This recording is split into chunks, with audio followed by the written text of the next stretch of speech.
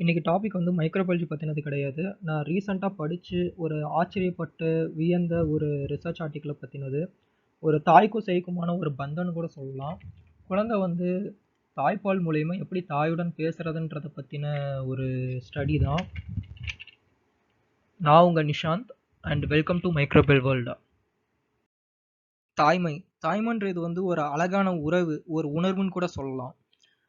பெண்மையை வந்து முழுமையாக்குறதே வந்து இந்த தாய்மை தான். தாய்மைக்கான ஒரு அத்தியாவசியமான ஒரு கடமைன்னு பார்த்தா அது வந்து பாலூட்டுதல். தாய்ப்பால்ன்றது வந்து குழந்தைக்கான உணவு மட்டும் இல்ல.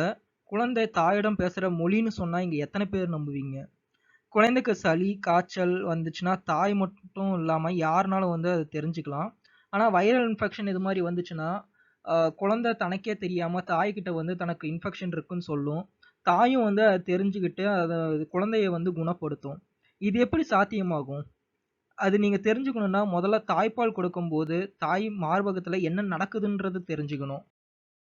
குழந்தை வந்து தன் வாய் மற்றும் நாக்க வச்சு பால வந்து சக் பண்ணும்போது, மார்பகத்துல வந்து 2 விஷயம் நடக்கும். ஒண்ணு வந்து வெற்றிடம் கிரியேட் ஆகும். அதாவது வேக்கம் கிரியேட் ஆகும்.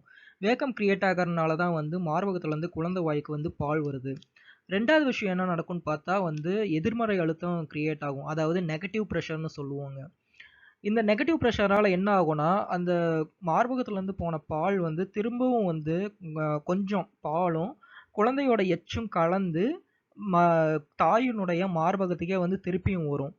இப்ப இந்த குழந்தைக்கு வந்து ஏதாச்சும் இன்ஃபெக்ஷன் ஏதாச்சும் ஆகும்போது என்ன ஆகும்னா, இந்த நெகட்டிவ் பிரஷர் மூலியமா அதோட எச்சு போகும்போது அதில வைரஸும் இருக்கும்.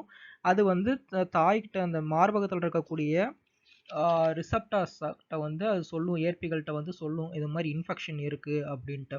இத தெரிஞ்சுக்கிட்டு தா இந்த தாயும் வந்து என்ன ஆகும்னா, தாய்ப்பால் கலவையில வந்து அதிகப்படியான இம்யூன் ஃபேக்டர்ஸ் அதாவது நோய் எதிர்ப்பு காரணிகள வந்து சுரக்கும்.